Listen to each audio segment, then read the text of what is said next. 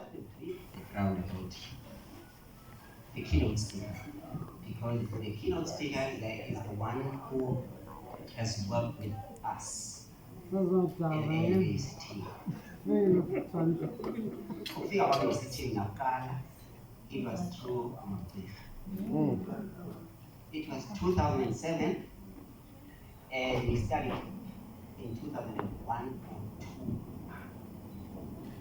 He honors PGC, BSc time, and then we were in the library preparing for the exam when she got a post ACT.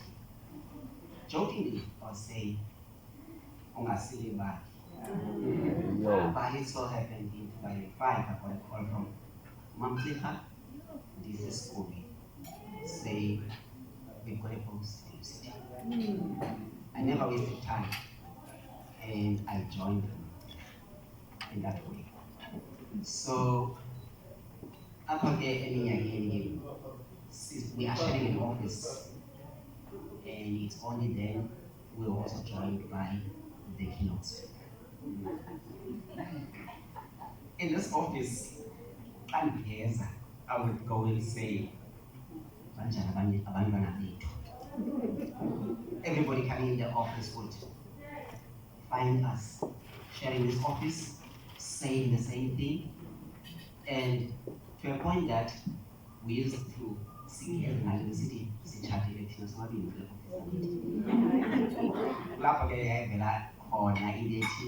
xa ndithetha ndikeva ndithi banjani abantwana bethu lisani bathandwa sibe netika 10. I remember those teams. Itika 4. Emsebenzini we work at 4 o'clock. We know of it until it's 4. But it was the start of the day at 4 o'clock between us. We would work until before 7 o'clock. Our lectures would stop at 7 o'clock. But we don't mind because she's got an energy and activity. By Mama she was just everything. I know most of her friends in that phone, Mama Wendana, Mama Kola, I know all of them because of the space that we shared. And it was just amazing to work with Nomvuyo. I used to call her Nomvuyo. And she knows my family very well. The family, my mother just buried my mother, and she was there. She stays like but I wish to say thank you to you for everything.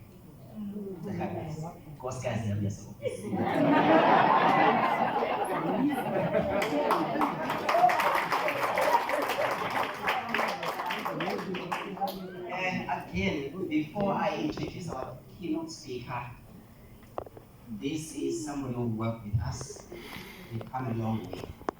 She has also left me a I'm all alone. The space is free. And as a cleaner, I look back.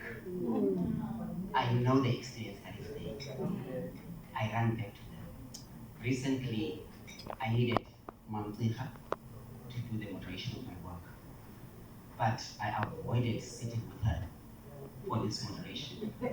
I ended up emailing it to her so that she does it because of what Pam has talked about. And no, there's a problem. Sometimes so Usu has been with us. We worked as a team. There's so much that happened there, but Sue is going to add to that. So I'd like everybody to put hands together for keynote speaker.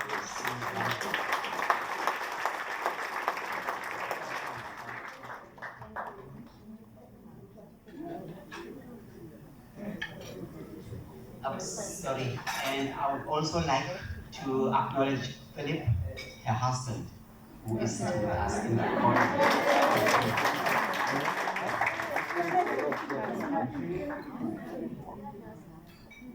Right, so yeah, as you gather, Nomvuyo and I worked as colleagues for a long, long time. But we also did something else. So, Nomvuyo, what possessed us to study again in our 50s? And not at UCT, but at Rhodes University. Yeah. So that's what we did. We climbed on a bus in Cape Town station at 6 in the evening. We had our coffee with 3 sugars, said our prayer, and arrived in Grahamstown, Makhulu, at 8 the next morning.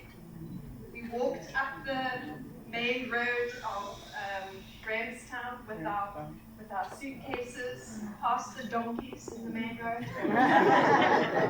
Yeah, and straight into class. And then we're in class all day. And then afterwards, we had to make our way to our accommodation, to our favorite place. What was it? Makhulu Lodge, something like that. Resort. Wow. It was a few little cottages. And then when we got into the cottage, the inspection would begin, which inevitably ended up with Nomvuyo going off to reception to demand more cooking pots. And we also had support from my husband, who would send us food. So in my suitcase, I would always have Tupperwares of frozen food, except for one time when the food defrosted. And we arrived at the accommodation to find that the soup had leaked into the suitcase, my suitcase, and there was no water at that moment in Grahamstown for those 2 days. And poor Nomvuyo, she had to put up with me smelling of soup because I could just not get that smell out of my clothes even when they were dry. Yeah. So what an adventure all of that was. And what an amazing person to be adventuring with. We were pathfinding together and making the most of the opportunity that we had to explore and follow our academic interests. And then I suspect I may also have shared in another experience that may have planted a seed in Nomvuyo's mind, a little experience that may somehow have grown into Kulikani Academy many, many years later. So I'm checking this with you. And of all places, this experience happened in Kimberley.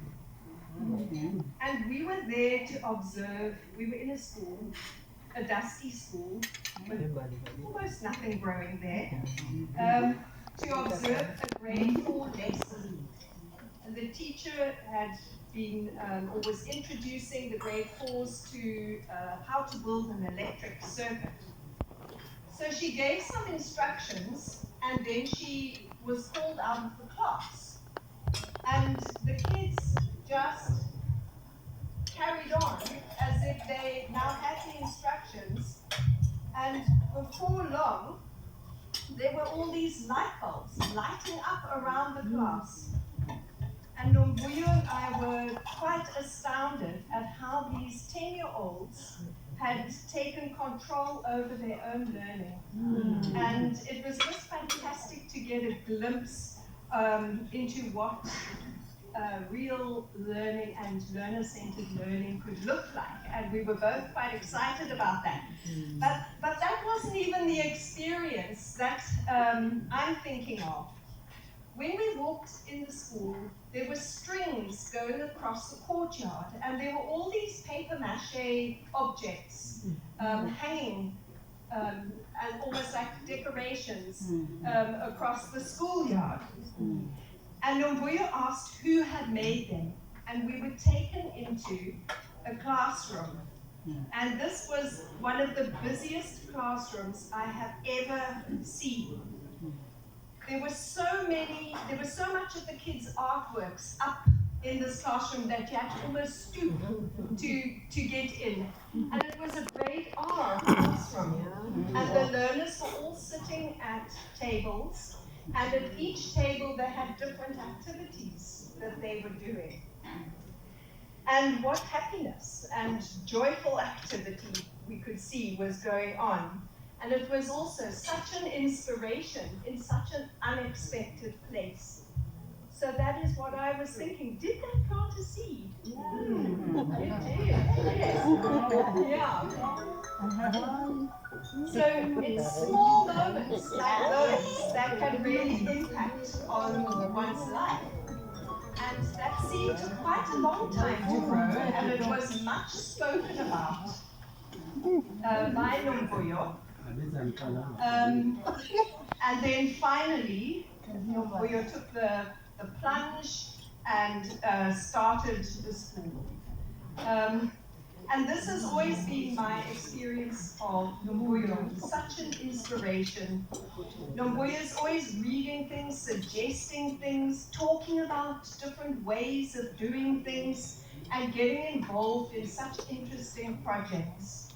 So here's a person who is definitely on a mission to make a difference in people's lives. So Nomvuyo, you've always worked hard, and best of all, you followed your dream, and now you're working hard for yourself and for your the children at Kulukani Academy. And always your intention has been to add value to the people that you come into contact with. And what a role model. And I feel very lucky to have been a part of your journey with you. So thank you very much. And yeah, happy birthday.